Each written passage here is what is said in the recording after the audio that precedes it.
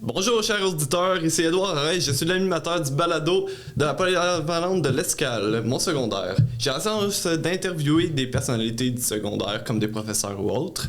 Et aujourd'hui, je suis en compagnie de Yannick Gendron, professeur de cinéma secondaire 1, 2, 3, 4, 5 à peu près. Pas mal ça. Fait que bonjour Yannick. Bonjour mon ami Édouard. Bienvenue au balado. Merci beaucoup. Le concept est simple, tu vas nous parler de ton secondaire dans le fond, fait que quand t'étais jeune, comment t'as fait ça et autres. Okay, peut-être pas de tout mon secondaire, il y a des affaires que je vais garder pour moi. Fait que ça te va? Je te suis mon ami. Alors pour commencer, je vais te laisser te présenter, nous raconter ton parcours. Je m'appelle Yannick Gendron, je suis professeur de cinéma ici et d'art dramatique depuis 7-8 ans à peu près. Avant, j'étais à Magog. Puis au niveau de mon parcours, j'ai un parcours un peu atypique, là. J'ai changé souvent de métier. Je suis comédien de formation. Mais après mon secondaire ici, là, j'ai fait mon secondaire au complet. Là. Je suis natif d'Asbestos. J'ai toujours habité ici. Après mon secondaire, j'ai fait un DEP de machiniste. Okay. Et à la fin de mon DEP de machiniste, je suis parti dans l'armée. J'ai fait l'armée comme militaire dans l'infanterie. Il y a des affaires que j'ai aimées, j'ai adoré. Puis il y en a d'autres que j'ai moins aimées. Fait que j'ai été parti avec l'armée, c'est ça, dans l'infanterie. Je suis qualifié mitrailleur et patrouilleur de reconnaissance. Et caporal-chef, non, c'est ça. Mais en fait, je dis que j'ai aimé ça, puis d'autres affaires que j'ai moins aimées, c'est que ça faisait à peu près 5 ans que j'étais dans l'armée, puis je devais partir dans une mission en Yougoslavie. Okay. Puis finalement, on m'a offert d'aller faire des parades pour le 50e anniversaire du débarquement de Normandie, la Deuxième Guerre mondiale. Puis j'ai décidé d'y aller. Fait que pendant 6 mois, je suis allé en Europe faire des parades et parler avec des anciens combattants, là, des personnes âgées. J'ai adoré ça. Ce que j'ai trouvé difficile, c'est que le soir, on se retrouvait à prendre un verre avec des anciens combattants qui nous racontaient la Deuxième Guerre mondiale, les traumatismes qu'il y avait eu, tout ça. Donc, quand je suis revenu 6 mois plus tard et mes amis revenaient d'une mission en Yougoslavie, je voyais chez des amis beaucoup de troubles psychologiques. Et c'est à ce moment-là que j'ai décidé de quitter l'armée. J'ai pris un congé sans solde de 6 mois pour y réfléchir. Pendant ce congé sans solde-là, j'avais des amis qui avaient une compagnie de théâtre, puis ils faisaient des soupes et meurtres et mystères à l'époque. Et ils m'ont demandé de jouer un personnage. Et là, j'ai créé un personnage d'ancien militaire que les fils se touchaient, justement. Donc, mon congé sans solde de 6 mois, c'est terminé. J'ai demandé une prolongation de 6 mois. Puis ils m'ont dit, tu reviens ou tu t'en vas. Donc, j'ai décidé de quitter et d'aller à l'école de théâtre. Donc, j'ai fait l'école de théâtre. Suite à l'école de théâtre, je suis parti en Europe faire du vélo en Europe puis du théâtre de rue. OK. Tu l'as fait où, l'école de théâtre? À Saint-Hyacinthe, en interprétation. OK.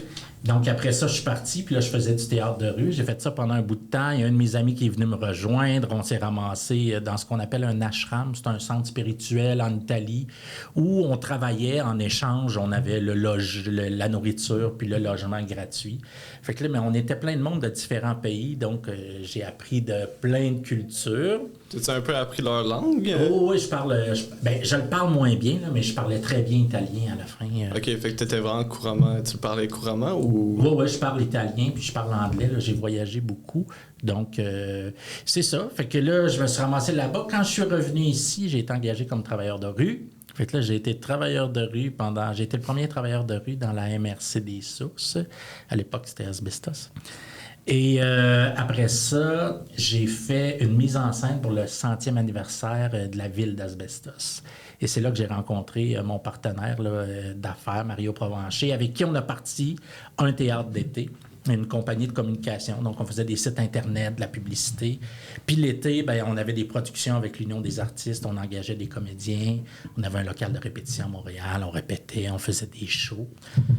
Fait que c'était ça. Après ça, j'ai commencé à travailler pour une autre entreprise pour faire des communications aussi. Et... Oh my God. Oh oui. Ben oui, toi. Hey, ça donne bien. Tu vas bien. sûrement venir nous voir. Ouais, c'est sûr. Ça veut dire que c'est la lampe de feu. Ouais. Bon, mais désolé de l'interruption. On a eu comme une pratique de feu, fait qu'on va être obligé de recommencer à ton parcours à Asbestos. Oui, en fait, je crois que j'étais rendu là, que j'ai été travailleur de rue. Et ensuite, j'ai été engagé pour le centenaire de la ville d'Asbestos. Et de là est partie une compagnie de théâtre avec mon associé, Mario Provencher, avec lequel on faisait du théâtre d'été avec l'Union, c'était une compagnie professionnelle avec l'Union des artistes, tout ça. On faisait descendre des artistes dans la région. Puis, on faisait du théâtre d'été tout l'été. Puis l'hiver, ben, on faisait des sites Internet, de la publicité, des communications. Fait que tu as travaillé aussi un peu dans l'informatique. Oui, c'est ça. Ben, moi, souvent, je faisais la direction artistique de tout ça. OK. Et parallèlement, les soirs, je donnais des cours de théâtre, mais au privé, là, j'avais une troupe de théâtre. Avec des jeunes, on faisait des shows au privé. Là. Donc, ça fait longtemps quand même que j'enseigne le théâtre, mais pas si longtemps que ça dans les écoles. Après ça, j'ai travaillé pour une autre compagnie, toujours en communication. Et autour de... Là, je suis rendu... je commence à être vieux, là, mais je suis rendu à faire un retour à l'université quand mes enfants étaient assez jeunes. Là, ça fait une quinzaine d'années, je dirais à peu près. Je suis retourné à l'université pour devenir enseignant d'histoire. J'ai toujours été bien intéressé par l'histoire, la géographie, tout ça. J'avais voyagé beaucoup. Et puis, j'ai fait un bac en enseignement de l'histoire. Puis quand j'ai terminé mon bac en enseignement de l'histoire, je suis allé faire une entrevue au centre de service, là, en commission scolaire. Puis, il y avait une personne qui avait vu mes shows de théâtre à l'époque. Fait qu'à la fin de l'entrevue, elle m'a demandé, mais t'es formé en théâtre? Là, je disais oui.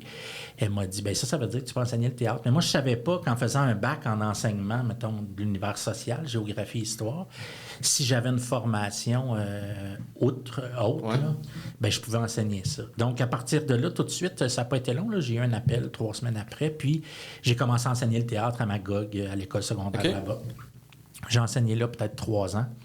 Et puis, j'ai eu l'opportunité de m'en venir ici pour enseigner juste seulement le théâtre au départ. Là. Ouais. Puis c'est à ce moment-là là, qu'on a créé les concentrations. Fait que ça fait combien de temps que tu as enseigné ici? Bien, ici, ça doit faire, je dirais, 7 ans à peu près. Okay. Ouais, 6-7 ans, je dirais. Ton 5 que tu as été pogné avec moi. Oui, c'est ça, c'est en plein ça. Je dirais pas pogné, là. Wow. Je t'ai payé pour t'endurer. C'est sûr. Ouais. Fait qu'on va passer à la deuxième étape, c'est-à-dire tes chansons préférées et autres. Fait que la chanson qui représente ton secondaire. Ben, c'est drôle, là, c'est pas que je trouve qu'elle représente mon secondaire, mais je trouve ça tellement symbolique parce que, tu sais, toi, t'es jeune, t'as sûrement vu des petites cassettes, là. Petites cassettes pour la musique, mais moi, quand j'étais jeune, mon réveil matin, il y avait une cassette qui rentrait dedans. Okay. Puis quand le réveil partait, ben ça tombait sur play. Fait qu'à chaque soir, même mon réveil matin, il reculait pas. J'étais pas capable de reculer les cassettes. Puis je tournais pour ramener, mais tu sais, il fallait que tu tournes juste assez pour arriver à la bonne place. Là, fait que puis je plaçais ma cassette. Fait qu'à chaque matin, quand mon réveil sonnait, même si je me levais pas rapidement, c'était Symphony of Destruction de Megadeth. OK. Fait que si vous avez l'occasion d'écouter ça, vous allez voir que mon réveil était assez rock'n'roll. Juste avec le nom, j'imagine c'est ça que c'était très rock'n'roll et rock. Ouais, ben c'était une autre époque. Ben, on va se le dire comme ça. Fait que ta chanson préférée maintenant? Ma chanson préférée, c'est... en fait, ça s'appelle « Tu m'aimes-tu » de Richard Desjardins. Mais Richard Desjardins, pour moi, c'est le plus grand parolier qu'on a eu au Québec. C'est un poète, c'est un gars qui... multi-instrumentiste, je veux dire, plein d'artistes au Québec ont grandi avec Richard Desjardins, ont entendu. C'est quelqu'un d'extrêmement apprécié, mais je veux dire, les paroles de ses chansons, là, tu sais, beaucoup de gens l'aiment moins parce qu'il n'y a pas une super belle voix. Okay. Mais chante des chansons, là, tu sais, dans Tu m'aimes-tu, à un moment donné, il chante, tu sais, t'es tellement, tellement, tellement belle. Un paquebot géant dans la chambre à coucher, je suis l'océan qui veut toucher ton pied. T'sais, il dit ça à sa blonde, je veux dire, à la personne qui est en amour avec. Ça a sûrement parti plein d'autres carrières, d'autres artistes aussi. Québécois, plein. Encore aujourd'hui, il y a du monde où il va travailler sur d'autres albums, où il va influencer, mais c'est quelqu'un d'extrêmement apprécié là, chez ma génération, surtout. OK. Même s'il n'y avait pas une belle voix, il n'y a pas une super voix. C'est plus les paroles qui t'ont impacté. Ah, les mots, là. Moi, là, aussitôt que j'ai entendu la première chanson de ce gars-là, c'est une des seules fois d'acheter la parole. Tu sais, ses mots étaient tellement beaux, étaient tellement riches qu'il vendait ses paroles de musique dans un livre. Donc, c'est assez rare, ça. Fait que pour la dernière catégorie pour la chanson, c'est ta chanson de ton choix que je sais pas qui t'a impacté ou autre. Ben il y en a une qui m'a parce que c'est une chanson qui m'a fait vivre puis encore aujourd'hui là me fait vivre plein de beaux souvenirs et beaucoup de tristesse, c'est Bohemian Rhapsody de Queen. Parce que c'est une chanson que j'écoutais toujours avec un ami. Quand je jouais au hockey, on l'écoutait dans la chambre de hockey. Puis je voyageais souvent avec cet ami-là. Puis vers la fin de mon secondaire, il est décédé là, dans un... En fait, en revenant, et lui, il faisait des voyages pour aller chercher des tomates à Montréal pour les serres qu'il y avait à Denville. Puis, en revenant dans le garage, il s'est endormi dans son camion avant de le vider, mais la porte de garage a refermé. Puis, il s'est asphyxié, puis il est décédé. Puis, c'était une des premières morts dans ma jeunesse là, où j'ai vraiment fait face à la mort comme ça. OK. Et j'ai été complètement... j'ai été vraiment affecté puis pendant longtemps. Donc, encore aujourd'hui, quand je l'écoute, ben il y a quelque chose de beau et de triste dans cette chanson-là qui fait que... Fait que c'est pas comme juste une musique pour les autres, ça t'impacte vraiment quand tu l'écoutes puis ça te ouais, rappelle des bons souvenirs ou des mauvais. Là. Ben, ça me rappelle les deux. Donc, c'est pas juste triste. Cette chanson-là était extrêmement triste, les semaines, les mois après sa mort. Aujourd'hui, j'essaie de me rappeler les bons côtés. Puis, mais elle a une grosse signification pour moi. C'est sûr. Fait qu'on va passer à la dernière étape, les questions que je vais te poser. Fait que pour la première, pendant ton secondaire, est-ce que tu étais un bon élève? Ben, en fait, oui et non. Tu sais, j'étais tannant, là, j'étais vraiment tannant, mais j'étais toujours sur la limite. T'sais, en fait, on se ressemble un peu. Ça veut dire que tu es tannant, toi aussi, mais tu vas avoir du plaisir avec l'enseignant. Ben oui. Tu vas avoir du plaisir avec les gens. Fait que c'est ta volonté à avoir du fun, des fois trop de fun, qu'on doit te recadrer. Ben, moi, c'était la même affaire. Sinon, pire que toi. Mais j'aime pas ça dire ça parce que je suis rendu enseignant maintenant. Puis, ouais, fait que tu peux plus trop dire ça. Ben, je le dis pareil. Là. Je veux dire, moi, j'aime ça avoir du plaisir avec vous autres, avec les élèves. Là. Je pense que tu le sais. Ouais, j'avais remarqué un peu. Moi, je veux qu'on ait du fun. Je trouve qu'à l'école... tu sais, à l'école, il y a 3 missions de l'école. Là. Ça s'appelle instruire, socialiser, qualifier. Moi, je pense que socialiser est hyper important. Puis plus on est en interaction sociale, plus on a du fun.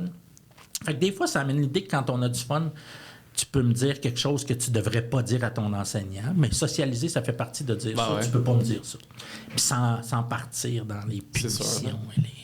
Mais on a eu du fun, je pense, dans les 5 dernières années. Pas pire, oui. Ouais.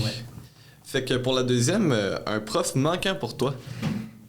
C'est drôle, mais c'est plus un prof que j'ai eu à mon DEP parce que j'ai fait le DEP de machiniste. Ouais. Il y a eu un prof en anglais là, qui s'appelait A.G. Anderson. Lui, là, il adorait ça en début de cours.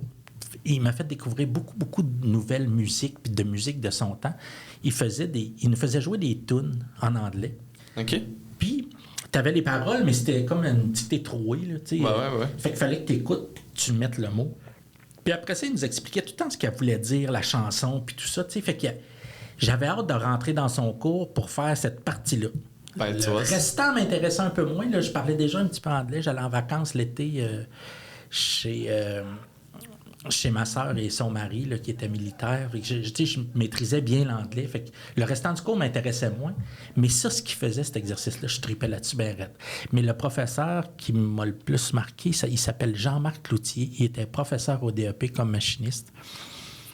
Puis j'ai fait mon DEP comme machiniste, mais j'avais pas d'intérêt d'être là. Mais mes chums étaient là. Okay. Puis ça se passait ici. Puis à un moment donné, c'est lui qui m'a rencontré puis qui m'a dit, tu sais, qu'est-ce que tu fais ici? Je dis, ben, j'apprends, là. Puis mes chums sont là, puis tout ça, tu sais. Puis c'est vraiment lui qui m'a fait prendre conscience que c'était pas que ça le dérangeait que je sois là.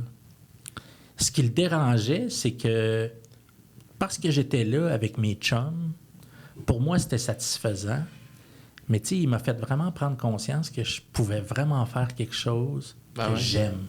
L'importance de choisir des choses qu'on aime, qu'on se trompe ou pas. Là, je pense que tu as vu que j'ai fait plusieurs choses, plusieurs métiers, puis tout ça.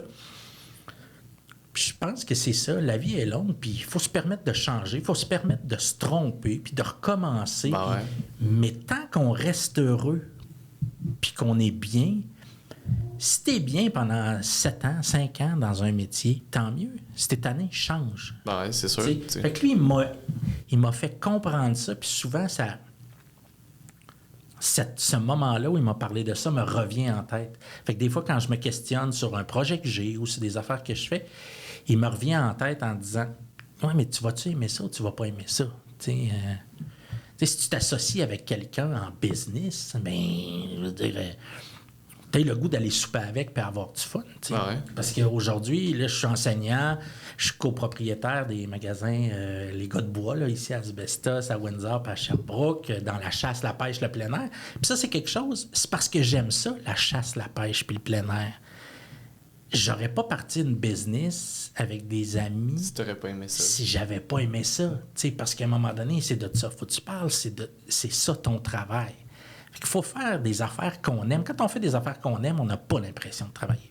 Dans le fond, il faut vraiment faire ce que t'aimes, pas nécessairement ce que tes amis veulent faire, puis ils aiment eux. Ouais, tes amis, ou tu sais, que. Tu sais, mon père rêvait que je sois avocat. Mais finalement, ma grand-gueule a servi à d'autres choses. Aujourd'hui, il est décédé, là, mais je veux dire, il était très fier de ce que je faisais quand même. T'sais. Mais j'ai choisi de plaider d'une autre façon. C'est ce qui a changé depuis ton secondaire sur toi, c'est pas pour les autres. En fait, là, quand je regarde la formation que vous avez, vous, par rapport à la mienne, votre formation est plus complexe. Le monde dans lequel on vit est plus complexe. Je veux dire, les enjeux, l'environnement, je veux dire, le monde est plus complexe que le monde dans lequel on vivait. Les téléphones intelligents, les réseaux sociaux, tout ça, ça n'existait pas dans mon temps. Dans mon temps, puis c'est une grosse discussion, là, c'est comme un conflit entre les générations que ça génère. Là, on n'avait pas ça. Fait que je trouve que votre école est plus complexe que la nôtre. C'est sûr. Donc, ça l'a changé beaucoup, je trouve. T'sais. Fait que des fois, on dit que les élèves sont différents ou sont plus compliqués. Effectivement, ils sont plus, mais je pense qu'on est autant responsable de ça que vous. T'sais.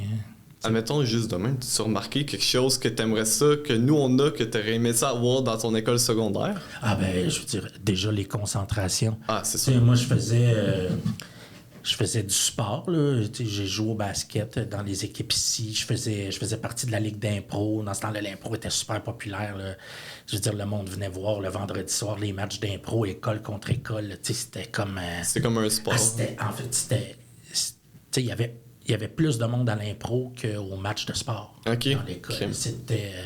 moi, c'est là que j'ai commencé à faire « Aïe, aïe, je peux être drôle.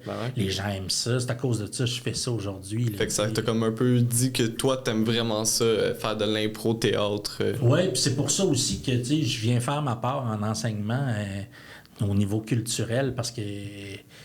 Il y a une phrase que j'ai tout le temps retenue, là, la culture, c'est l'oxygène d'un peuple. Puis on le voit à travers le temps, à travers l'histoire. Quand la vie devient difficile, le monde se réfugie vers la culture, vers l'écriture, vers la création. Parce que c'est quelque chose qu'on est capable de faire seul. C'est quelque chose qui nous permet d'extérioriser ce qu'on ressent, ce qu'on vit. Puis dans une école, quand on peut faire de l'art, du cinéma, du théâtre, de la musique, peu importe, moi, je pense que je suis ici à l'école, mais je souhaite de tout cœur protéger ça, la culture, qui en est le plus possible. C'est quelque chose d'important pour toi. Mais en tout cas, pour moi, c'est primordial.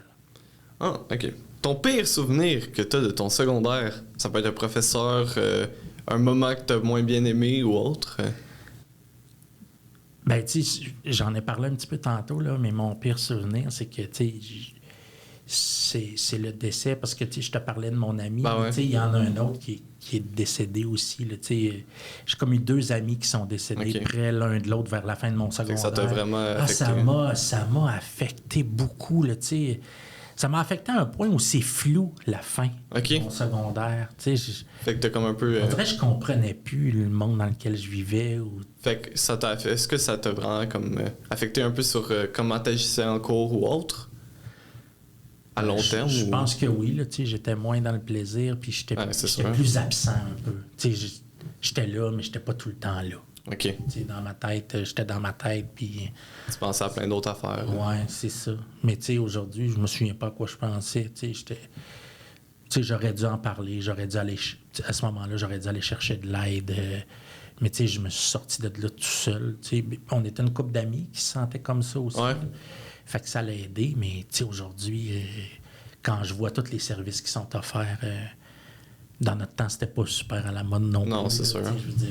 Il n'y avait pas nécessairement de psychologue dans les écoles ou autre. Ben, je me souviens même pas s'il y en avait. Là, OK. mais s'il y en avait, c'était pas clair pour nous autres. C'était pas clair pour nous autres qu'on pouvait aller s'asseoir là puis se faire aider. Là. Ils mettaient pas des petits papiers dans les toilettes, eux autres. Non. Fait qu'on va continuer avec ton premier amour de jeunesse. Ben, au secondaire aussi, elle s'appelait Nathalie. Puis... tu sais, j'ai vraiment trippé dessus là, pendant 2-3 ans avant de... C'était une amie qui était dans la gang de filles puis de gars qu'on se tenait, là, tu sais, mais j'étais pas capable de... Fait que, tu sais, je voulais tellement la faire rire, puis tu sais, que finalement, je suis devenu un super bon ami, mais elle me voyait pas comme un chum jusqu'à temps qu'un jour... je prenne mon courage à 2 mains et que je lui dise. Là, puis ça a été ma blonde pendant un bon bout de temps. OK. Des beaux souvenirs heureux... des beaux moments. Fait qu'on va relier un peu ça avec une question assez développée. Une de mes préférées, personnellement. Quel conseil donnerais-tu à l'ado que tu étais ou que tu aurais aimé avoir eu quand tu étais ado? Admettons un conseil de toi à toi. Admettons tu pourrais revenir dans le futur. En fait, là... À l'intérieur des gens, là, il y a... tu sais, tout le monde parle de religion, de philosophie, tout ça. Il y a une place dans notre cerveau où on sait où est le bien, où on sait où est le mal. Mm-hmm.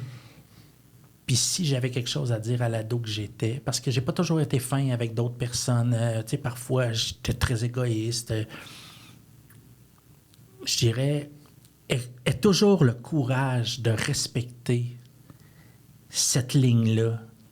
Aie le courage de te mettre, quand il y a des injustices, de te prononcer. Tu vois, aujourd'hui, on parle beaucoup d'intimidation. Ouais.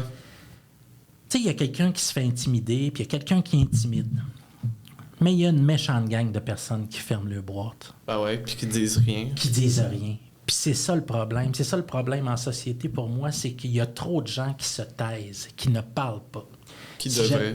C'est ça. Fait que si j'avais quelque chose à dire à l'ado que j'étais, c'était « ferme pas ta gueule ». Quand il y a une injustice, quand il y a quelqu'un qui est pas fin, ouvre-la. Ouvre-la. Prends la défense. Prends la défense des gens. Parce que c'est quelque chose qui m'a hanté, moi, quand j'ai fini mon secondaire, puis j'ai pris conscience de tout ça. C'est quelque chose qui m'a hanté de ne pas avoir pris la défense parfois des gens. Okay. La personne qui est timide, souvent, elle a une raison et elle va avoir souvent les gens qui intimident ou les gens qui sont violents. Habituellement, c'est des gens qui se sont fait intimider par leurs parents ou peu importe, ou qui se sont fait violenter. Mais ceux qui ferment leur boîte... Ils n'ont pas nécessairement de raison. Non, c'est ça. T'sais, ça prend juste un peu de courage, puis si on faisait tous ça, tous ensemble, il y aurait beaucoup moins de problèmes. C'est sûr. Autant dans mon époque que dans la tienne. Ben ouais, ou dans l'histoire en général. Dans l'histoire en général, effectivement. Bon, ben c'est une bonne réponse. Fait que maintenant, tu es quand même un prof de cinéma, fait que je me devais de te poser cette question-là. C'est quoi ton film préféré? En fait, c'est un film de Quentin Tarantino. OK. Attends un peu, voyons, je me souviens pas du titre. Voyons, c'est quoi? C'est un film, c'est bizarre que je me souvienne pas du titre. C'est un film, en fait, qui a révolutionné vraiment la façon. C'est avec John Travolta là-dedans. Pulp Fiction, c'est ça. Ah, OK. La façon de filmer, la façon de jouer des scènes, la façon de construire le film, La Quand musique surtout. La musique, c'est malade. Là. Je sais pas combien ça a coûté, cette trame sonore-là, mais ça doit être fourette. Les parents, ils sont tellement fous de cette trame sonore-là, ils ont acheté le vidéo. Ben, c'est ça. Moi aussi, j'ai ça sur mon iPod. Mais ce film-là, moi, il m'a subjugué quand j'ai vu ça. Là. Je capotais. Là. Puis quand tu regardes à l'époque où ça a été fait, il y a toute une tendance en cinéma qui a suivi de ça. Mais Quentin Tarantino avec Pulp Fiction, là, moi, j'ai capoté. Là. J'imagine. Ouais. Ça revient un peu avec la question d'avant. C'est quoi ta réplique de film préférée? Ben, c'était une réplique de Robert De Niro dans Taxi Driver, mais je suis sûr que tu l'as déjà entendu. Là, tu sais, c'est « Are you talking to me? Are you talking to me? » Mais ça, en fait, c'est devenu une de mes répliques préférées parce que ça a tellement été utilisé partout en running gag avec mes amis que... Tu sais, des fois, il y a des phrases que tu fais hey, « C'était bon, c'était drôle. » Je l'ai ri là, quand je l'ai vu dans le film. Tu sais, puis c'était Robert De Niro, là. C'était impressionnant. Mais il y a des répliques, des fois, qui sortent puis qui se mettent à vivre tout seul, là, en dehors d'un film. Ça en est une, puis ça m'a tellement marqué que ce serait ça, je dirais. Bon, ben on va finir avec une petite dernière question. Ton bal des finissants, ça reste quand même quelque chose que presque tous les gens du secondaire ont vécu. Fait que ça ressemblait à quoi, toi, dans ton temps, ton bal? Est-ce que tu aimais ça? Ben, hey, tu sais, moi, j'organise comme enseignant. Je suis un des profs responsables du comité du bal. Puis quand je compare, tu sais, nous, ça se faisait dans une ancienne salle... Ça se faisait dans une salle de curling. Ouais. Fait que c'était une drôle de place, tu sais. En fait, c'était protocolaire. C'était long. OK. C'est de ça que je me rappelle, c'est que c'était long parce que là, on était tous avec nos accompagnateurs, nos accompagnatrices. Ben ouais. Puis là, on faisait toute la file, puis là, ils faisaient Yannick, Gendron. Puis là, on se présentait sur scène. Là, tu te faisais donner un diplôme, tu prenais la photo. C'était là, ça prenait une éternité. Ben tu sais. ouais. Surtout que dans le temps, vous étiez beaucoup. Oui, c'est ça. Fait que ça, il y avait presque 3h30, 4 heures de gens qui paradaient. Tu sais, quand tu as vu tes 8-10 chums, là, tu sais, je veux dire, t'es content. Le reste du monde, on s'en fout un peu. Ouais, c'est ça. Fait que, tu sais, à cette heure, je trouve que c'est pas mal plus éclaté. Ouais. C'est comme pas mal plus dynamique, tu sais, je trouve ça. Mais à l'époque, tu sais, j'aimerais ça des fois vous montrer les vêtements qu'on portait. Je pense que ça vous ferait beaucoup rire. Oui, j'imagine. Oui. Puis ton après-balle, est-ce que ça s'est bien passé? Oui, ça s'est bien passé. Moi, j'avais un bon papa et une bonne maman qui, on s'est entendu qu'à une telle heure, là, ils passeraient me chercher à l'après-balle. Fait que chez nous, il y avait ça. Il y avait... mes parents respectaient assez bien qui j'étais, puis ils avaient confiance en moi. Fait que, tu sais, il y avait pas... fait que si j'avais besoin d'un livre dans la nuit, très tard, il était toujours là. Il me disait tout le temps, tu sais... J'ai eu un auto rapidement, tu sais, qui disait « Prends pas ton auto, tu sais. » Puis, à l'époque, il y avait assez de monde qui avait des accidents d'auto et qui perdaient le permis. Ben ouais. Fait que c'est ça. Ça a bien été. C'était la fête. C'était sur une terre, dans le bois, avec un gros feu. Puis, tu sais, il n'y a pas eu de... Il n'y a rien eu de merde. Tout a bien été. Ah, OK. Ben c'est bien cool, ça. Fait que... C'était la même chose, d'ailleurs. Ben, j'espère moi aussi. C'est quand même ma dernière année. Fait que... oui, c'est ça. Finissant. Ben ouais. Fait que, ben, merci Yannick d'avoir fait ce podcast avec moi. C'était vraiment le fun.